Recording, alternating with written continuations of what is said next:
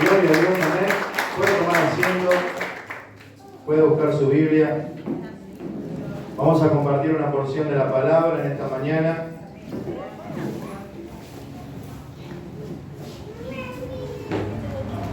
En 1 de Pedro, capítulo 2.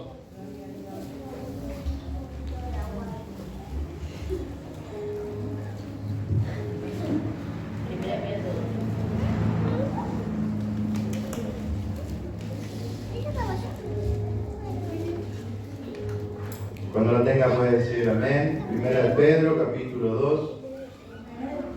Amén.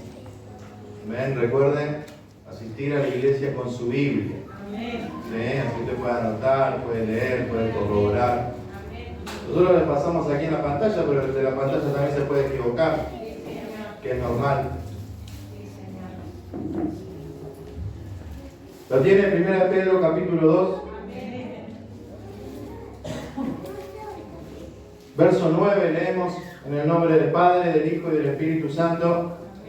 Mas vosotros sois linaje escogido, real sacerdocio, nación santa, pueblo adquirido por Dios, para que anunciéis las virtudes de aquel que os llamó de las tinieblas a su luz admirable. Vosotros que en otro tiempo no erais pueblo, pero que ahora sois pueblo de Dios, que en otro tiempo no habías alcanzado misericordia, pero ahora habéis alcanzado misericordia. Oramos, Padre, en el nombre de Jesús, oramos para que tu Espíritu Santo obre en nuestras vidas y en nuestros corazones, alumbrando nuestro entendimiento, para poder ver tu gloria en tu palabra, para poder atesorar lo que tú tienes, Señor, que podamos comprender lo que tú hablas a nuestras vidas, que podamos recibir tu palabra, creerla y caminar por ella, en el nombre de Jesús. Señor, fluye trayendo libertad, trayendo un renuevo en nuestras vidas, en nuestros corazones. Padre, en el nombre de Jesús te lo pedimos, que en esta mañana tu Espíritu Santo se glorifique en nosotros, en medio de tu iglesia, para la gloria de Dios Padre, te lo pedimos. Amén, amén y amén. Gloria al Señor. Amén. El libro de Pedro que viene hablando, ¿sí? Dejo de tarea, lea todo el capítulo 2, no vamos a hacer tiempo de predicar todo el capítulo 2, pero viene hablando acerca del crecimiento, ¿sí? Él estaba hablando acerca de aquellas personas, de los nuevos convertidos. Pedro está haciendo extensión de esta carta a todos los dispersados de la diáspora. La diáspora eran todos los judíos que estaban dispersos por toda Asia. Tuvieron que huir de Roma, muchos huyeron de Roma cuando Jesús fue crucificado. Y él extendía esta carta a ellos, ¿sí? Recordándoles que debían de seguir creciendo. ¿Por qué? Porque él sabía, conocía, escuchaba, llevaba a sus oídos que había todavía malicia, había murmuración entre ellos, había diferencias, había peleas, discordia. Por eso Pedro, antes de llegar a estos versículos, le dice: miren, ustedes deben entender una cosa, ustedes son uno, son una iglesia, son un cuerpo. ¿Sí? Pedro está hablando, si bien está hablando personalmente, él está hablando a una unidad, ¿sí? A una unidad corporativa que es la iglesia, que es el cuerpo de Cristo. Y él hace extensión esta carta a todos, él habla en conjunto, le dice a ustedes, no habla personalmente, ustedes deben crecer en el conocimiento de la verdad. ¿Sí? Y cuando le dice de qué manera, le explica, no es solamente que le hace la demanda, le dice de qué manera, le dice cómo pueden crecer en este conocimiento de la verdad, cómo pueden madurar a través de la leche espiritual. ¿Sí? ¿Cuál es la leche espiritual? Son los principios de la palabra. ¿Sí? Los principios fundamentales, las verdades innegociables que enseña la palabra, es la leche espiritual que todo cristiano debe tener como base. Amén. Después uno debe ahondar, dice Pablo, dejen ya la leche espiritual, ya saben esto.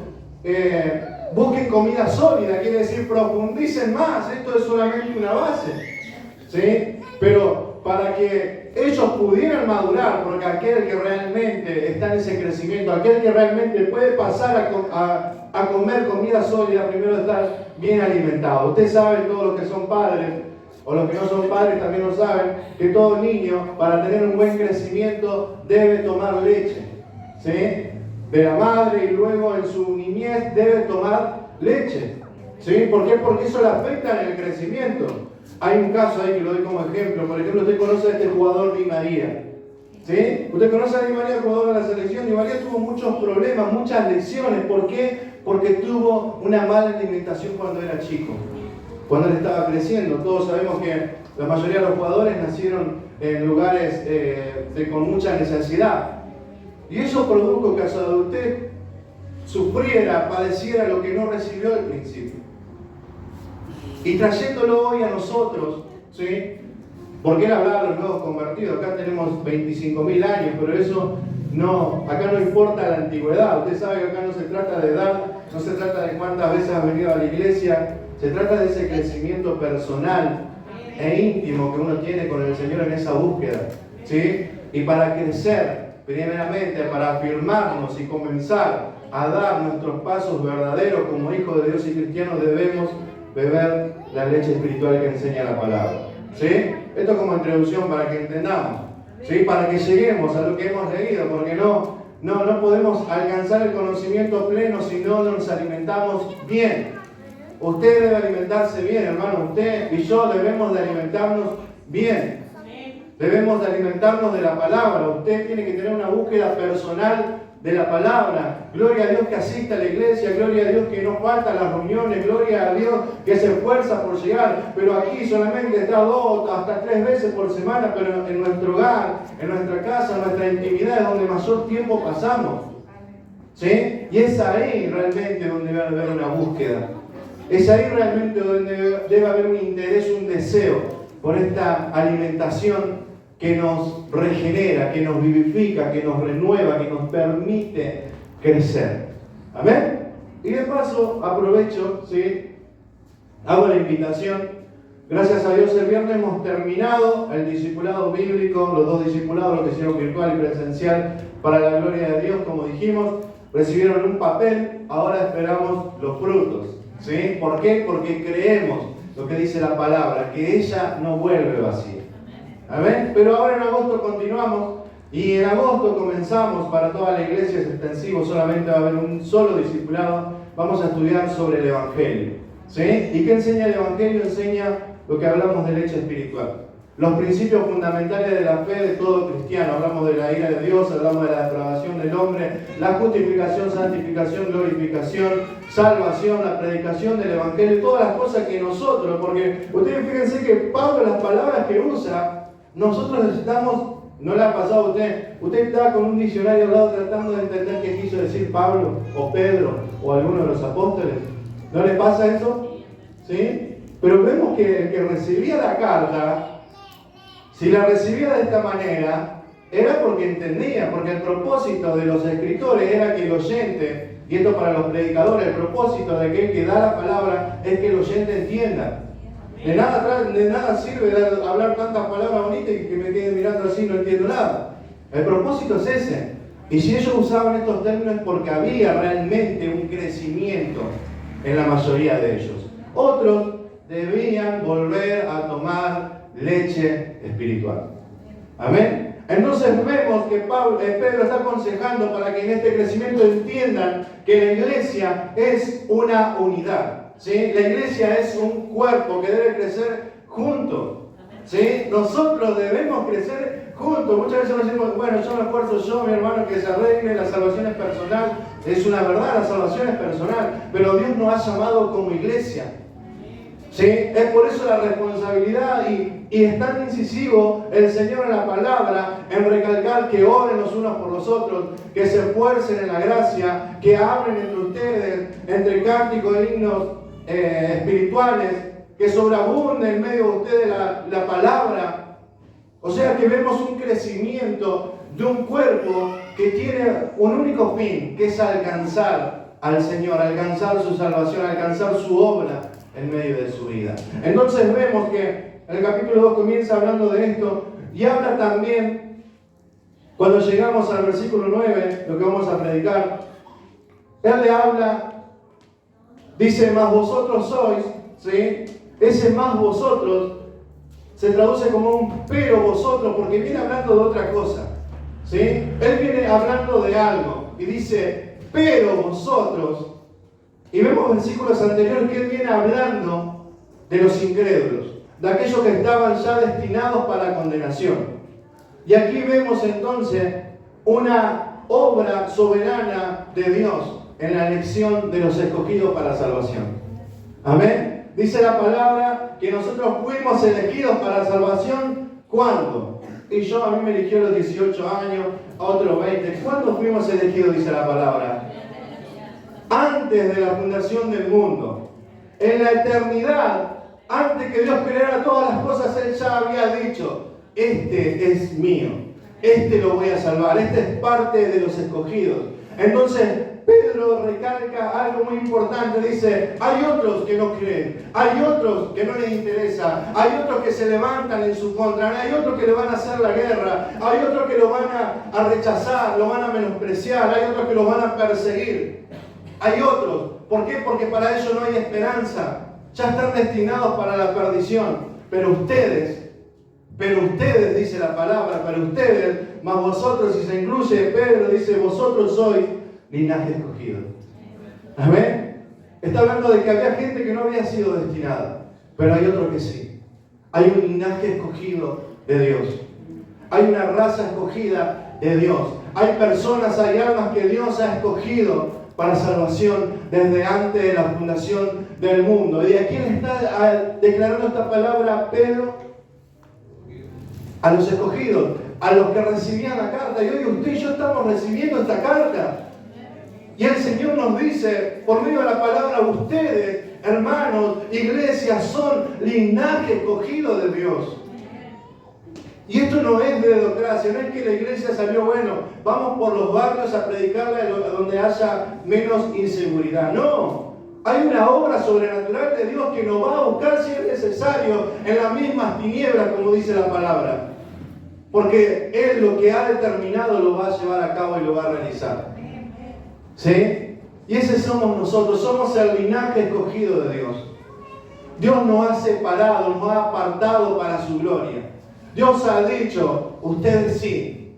Y a lo largo de la historia vemos que siempre Dios ha tenido un remanente escogido. Un remanente que Él cuidaba para sí. Un remanente que Él protegía, que Él sostenía, que Él sustentaba.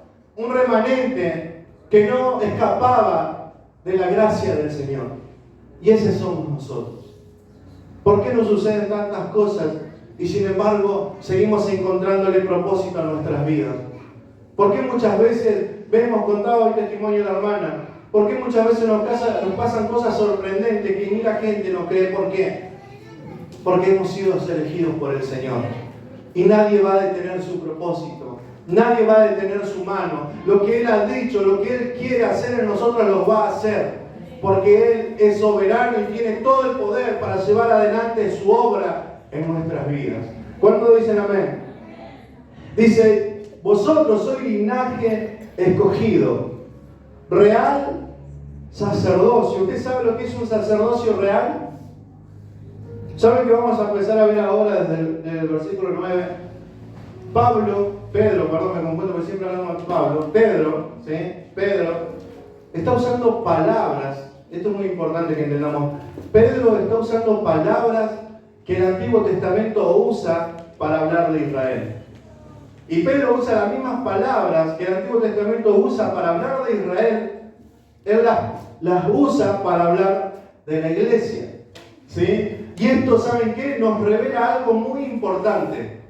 Que existe una continuidad entre Israel y la iglesia. Nos está diciendo que el Israel que Dios eligió es la iglesia. ¿Sí? Esto lo hemos estudiado con los hermanos en teología. Está hablando de que Dios solamente tiene un pueblo. ¿Cuántos pueblos tiene el Señor? Pues nosotros siempre cantamos: un pueblo.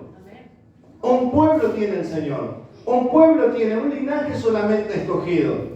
Entonces vemos una continuidad entre el Antiguo y el Nuevo Testamento, de una voluntad del Señor que va llevando adelante, de una unidad que está haciendo Él.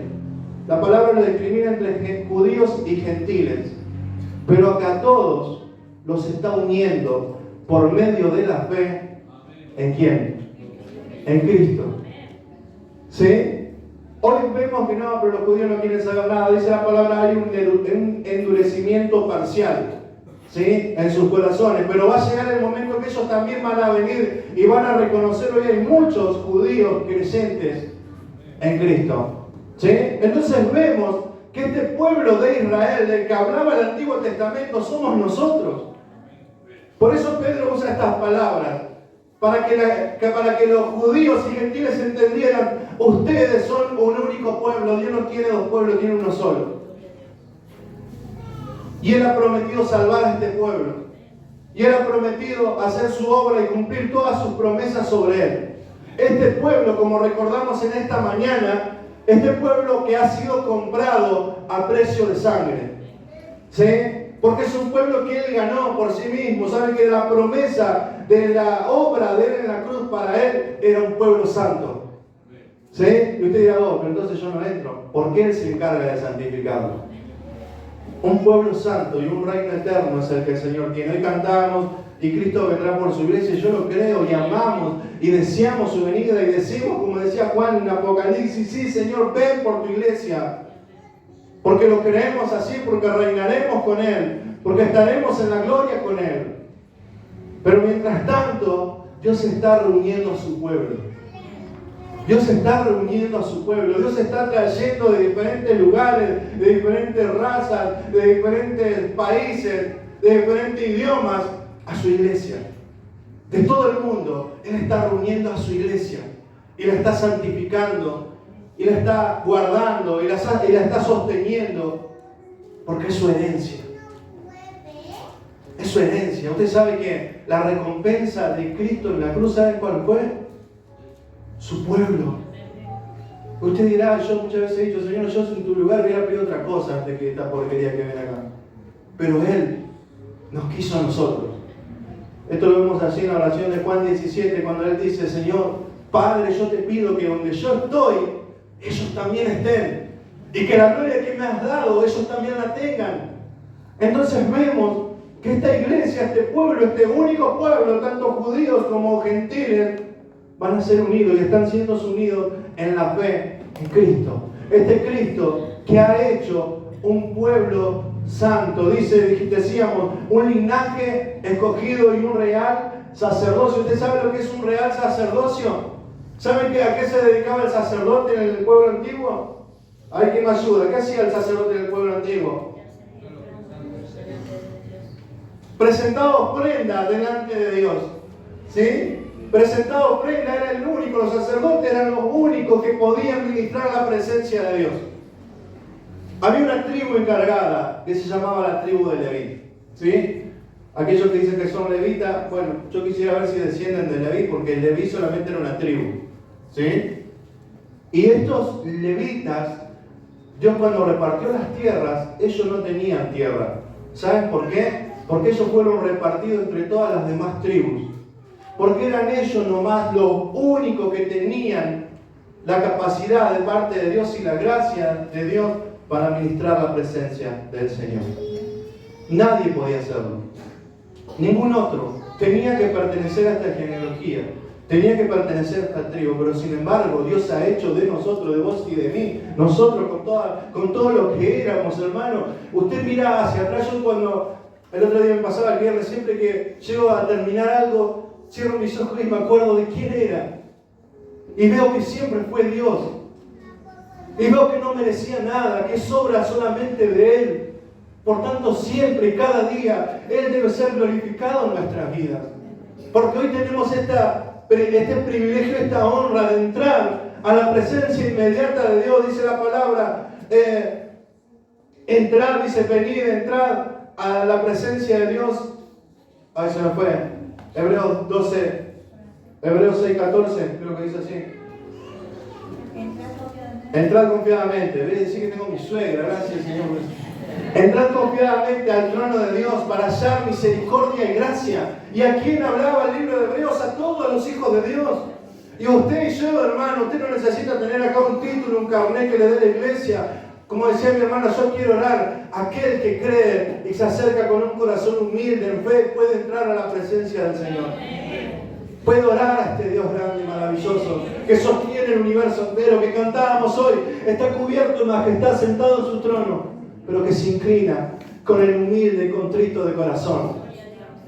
Y ese somos nosotros, un real sacerdocio que ministramos la presencia del Señor, que podemos orar, que podemos rendirnos delante de Él, que podemos exaltarle, glorificarle, que no necesita un traje. Habíamos pedido un traje como hacía David. Tráiganme el esposo, decía David.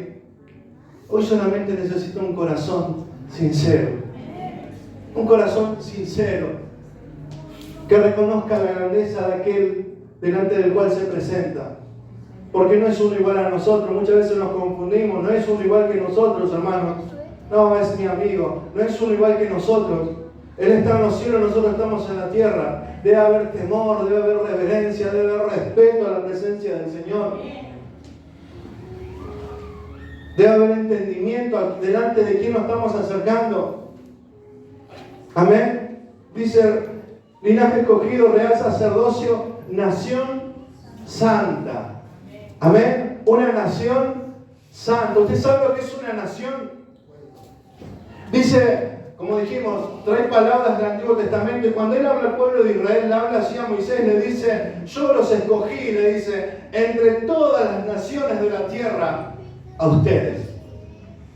¿Sí? Lo convirtió en una nación. Una nación tiene alguien que lo preside. Usted sabe que una nación se llama nación porque se levanta alguien eminente sobre ellos. ¿Sí? Que hace, los preside, los gobierna, los direcciona. ¿Sí? ¿Y qué está diciendo el Señor? Yo los convertí en una nación. En una nación donde tienen un gobernante, donde tienen un rey que está al frente, que está por encima de ustedes. ¿Quién es la cabeza? ¿Quién es el que no solamente rige con la autoridad, sino el encargado de traer los favores, los beneficios del sustento a su pueblo, a su nación?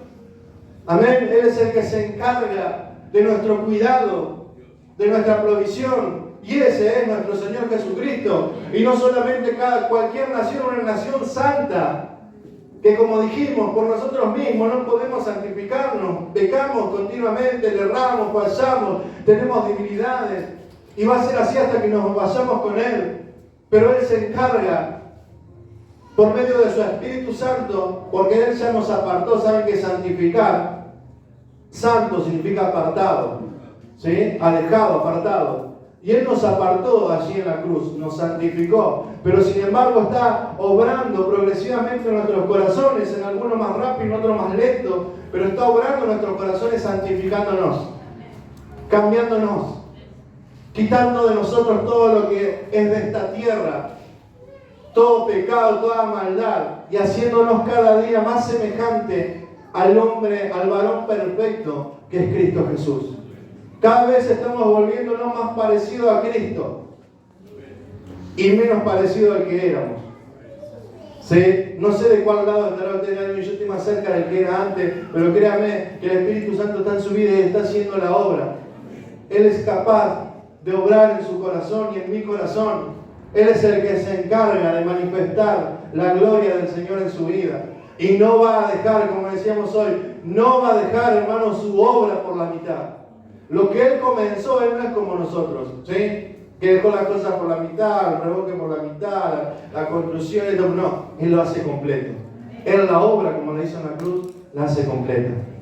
Amén. Y Él está obrando, haciendo de nosotros una nación santa, porque somos el pueblo adquirido por Dios. Lo que decíamos hoy, Dios nos adquirió. Él nos compró por precio de sangre. Amén. Entonces vemos aquí, cuando habla de que Dios nos adquirió, nos está hablando de un derecho de propiedad. ¿Sí? Usted sabe, cuando compra algo, usted adquiere un bien. Usted se compra un celular y dice, la esposa ha adquirido un nuevo bien a nuestro capital. No lo dice así, pero de esa manera significa usted quiere algo para usted, que es propio de usted, que usted es el dueño, que usted va a hacer lo que usted quiere con eso que adquirió. Y Dios lo que nos está diciendo aquí, que este linaje escogido, que este real sacerdocio, que esta nación santa es el pueblo que Él mismo adquirió, que compró con su sangre. Entonces vemos aquí que el que tiene el derecho sobre nosotros, ¿quién es? Dios. Jesucristo, quien es nuestro dueño. Él es nuestro dueño. Entonces, ¿cómo nosotros? El otro día leía una frase por ahí, decía, parece que al barro se le subió al lodo a la cabeza y ya cree que no hay alfarero. ¿Por qué? Porque nos olvidamos y creemos que nosotros somos dueños de nuestras vidas. Y usted no es más dueño de su vida. Esto es una verdad, hermano. Qué terrible lo que me está diciendo, no me está gustando tanto, pero es una verdad que enseña la Biblia. Usted no es más dueño de su vida. Desde el día que usted vino a Cristo, usted recuerda bien que dijo, Señor, tú eres mi Señor, tú eres el Kyrios, el dueño absoluto de todo lo que soy y lo que tengo. Tú eres mi dueño. Y ahora yo no tengo más derechos sobre mí mismo. Él es el que tiene todos mis derechos. Y usted dirá, pero qué posesivo que este Dios. Pero lamentablemente, en otro tiempo, no éramos posesión de Dios, pero éramos posesión de alguien más. En todo tiempo de nuestras vidas, hermanos, siempre tuvimos un dueño. Siempre tuvimos a alguien que nos poseía, que tenía el control de nuestras vidas. Antes de conocer a Cristo, éramos esclavos del pecado. Usted no era libre, el mundo cree hoy que es libre. El mundo dice, no, yo soy libre, yo hago mi vida. No es libre, es esclavo del pecado y no puede dejar de pecar. Y sufre las consecuencias de sus mismos pecados. Y el diablo influye, ¿para qué? Para que persistan en lo que están haciendo, pero no es libre. Hoy vieron que pasamos el mes de la diversidad y de tantas cosas que hoy buscan la maldad, buscan una palabra que no sea tan invasiva. Pero habla de la inmoralidad, habla de la injusticia del hombre, de querer robarle el lugar a Dios, de decidir por su vida, creen que son libres, pero no son libres, son esclavos del pecado.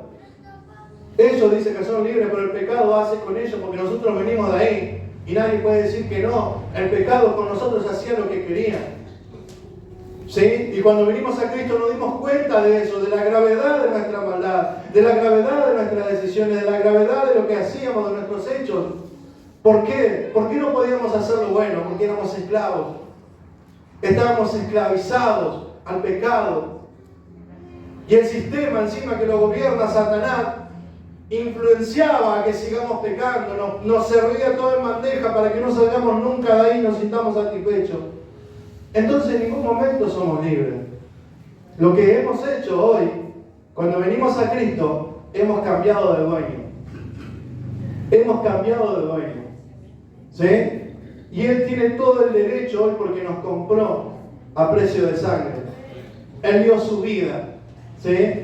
¿Qué sucede entonces cuando venimos a Cristo? Cuando creemos en su obra, porque acá lo importante es su obra, porque la paga del pecado es muerte. Entonces Él con su muerte paga por nuestra vida y somos libres. Es por eso que vemos que Él en la cruz vence al pecado y el pecado no puede enseñarse más sobre nosotros porque no tiene un poder legal. No tiene cómo agarrarlo, no puede decir, no, pará, vos sos mío, no, ya alguien pagó. Yo he creído que alguien ocupó mi lugar. Y ahora, ese que pagó por mí, pagó porque me compró. Y ahora le pertenezco a Él. Y ahora somos una posesión de Dios.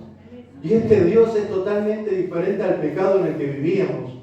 Él siempre está obrando para nuestro bien. Él siempre está haciendo su buena voluntad sobre nosotros, que es buena, agradable y perfecta. Él nos permite disfrutar de esta vida a pesar de las dificultades y consecuencias que pasamos muchas veces por pecados anteriores. Él nos permite vivir en paz. Hoy hablaba la palabra del comienzo, que Él iba a dar paz. Dice, Dios ha visto lo que eran. Recuerda Isaías 57, yo he visto lo que eran, pero dijo, igual los voy a restaurar. Y esa obra está haciendo hoy en nosotros. ¿Por qué? Porque somos propiedad de Él. Entonces, hermano, cuando usted diga yo no tengo tiempo para Dios, recordemos, yo no soy el dueño de mi vida. Porque siempre aconsejamos, porque no tiene que ser un consejo, pero con amor aconsejamos a que ore antes de tomar una decisión, a que busque la guía de Dios, a que lea su palabra para caminar correctamente. ¿Por qué? Porque usted no es más el dueño de su vida. Porque yo no soy más el dueño de mi vida, porque yo no puedo hacer lo que quiero. Hoy hay un padre que me gobierna a mí. Esto es como los niños en su casa. Los niños en su casa, ¿sí? Tiene que pedir a quién le preguntan para hacer las cosas. Hablamos los chiquitos, yo sé que los grandes hoy, pero los chiquitos, ¿sí? ¿A quién le preguntaba? Ay, papá, no, mamá, quiero comer esto, quiero comer lo otro, quiero hacer esto. Yo tengo a Daniel que se porta el más mal de todo. Pero siempre dice, papá, ¿puedo tomar todo el jugo? Papá, ¿puedo jugar? Papá, me pregunte y después hace lo que quiere. ¿Sí? Pero nosotros como hijos tenemos un padre que nos gobierna. Entonces no podemos salir de su voluntad ni hacer lo que a nosotros nos parece.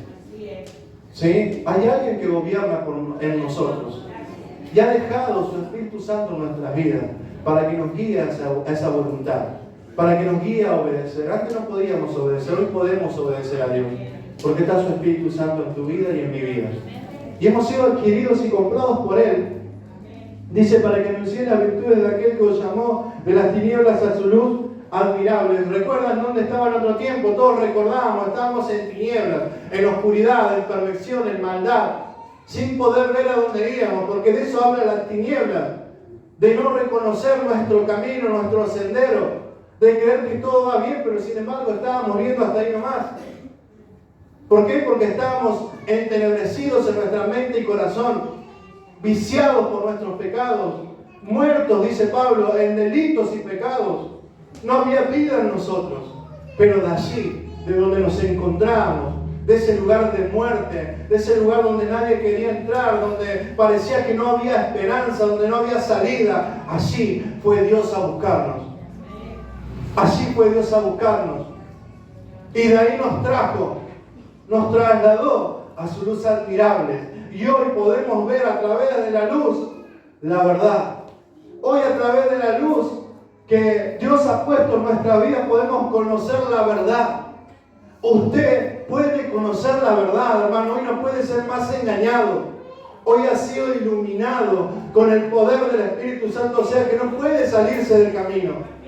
Si me salgo del camino es porque yo quiero, pero su Espíritu me está mostrando la verdad y te muestra la verdad y nos amonesta cuando queremos desviarnos de la verdad, porque estamos en esa luz y cada día vamos más hacia luz, para que nuestras obras sean alumbradas, para poder cambiar, para poder corregir lo que en nosotros hay fallas.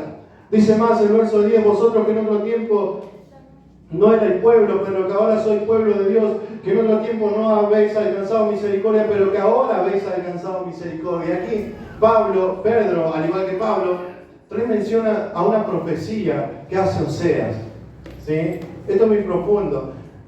En el Antiguo Testamento, todos conocemos la historia de David. David pecó, Dios lo perdonó, él pagó por su pecado con la muerte de su hijo. Después tuvo su hijo Salomón. Salomón pecó, Salomón tuvo 1000 concubinas e inclinó su corazón a los pecados de ellas, a los ídolos de ellas.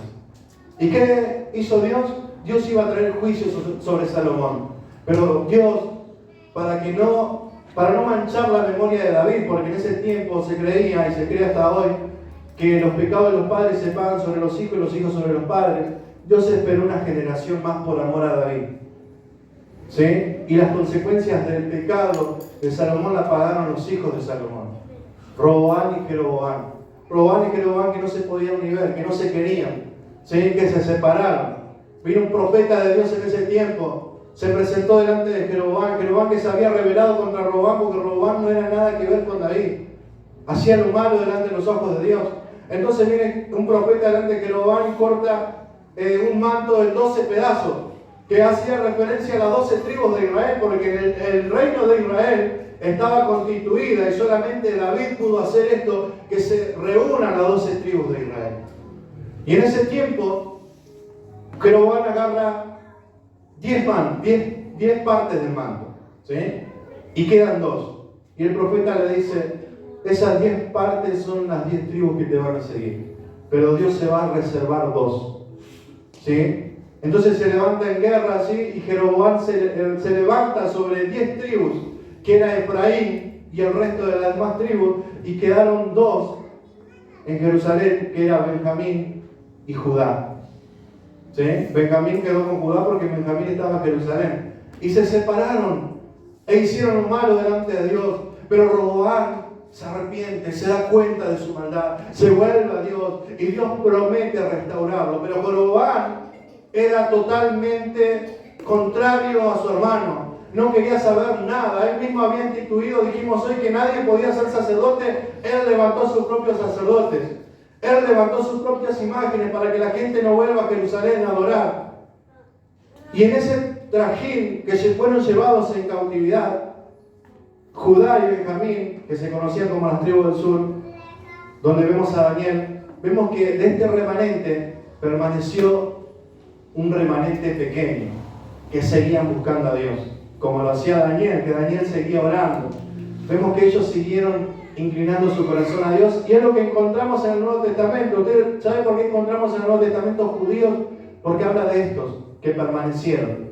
Pero sin embargo hubo las otras 10 tribus, las del norte, las que Dios había llevado a cautividad, los que no fueron librados, la que Dios en Osea promete: este pueblo lo voy a hacer desaparecer de la tierra, porque se han rebelado gravemente delante de mí. Pero Dios dice a este pueblo: yo me divorcio de ellos, ¿sí? Yo me voy a divorciar de ellos. Lo manda a Osea, le dice: casate con una prostituta para que ellos sepan cómo es mi relación con ellos. De ellos se prostituyen, ellos me son infieles. Entonces vemos que Dios se llena de ira en contra de ellos y le dice: ustedes no son más mi pueblo, ¿sí? Ustedes no son más parte de mí, le dice Dios. Y luego Oseas tiene 2 hijos con esta mujer ramera, y una se llamaba Lo-ruhama y Lo-ammi. Y Dios le dice cómo ponerle. Y Lo-ruhama significaba que en aquel lugar donde Dios te dijo que no será más pueblo mío, vas a ser pueblo mío. Y Lo-ammi significaba que en aquel lugar donde Dios dijo que te iba a desparramar y hacerte desaparecer, Dios te va a recoger. Y así en el mundo entero hoy están esparcidas estas 10 tribus. Estas 10 tribus de donde proceden los gentiles. Por eso podemos ver que Dios no se equivoca en nada. Por eso podemos ver que nosotros tenemos parte con este Israel.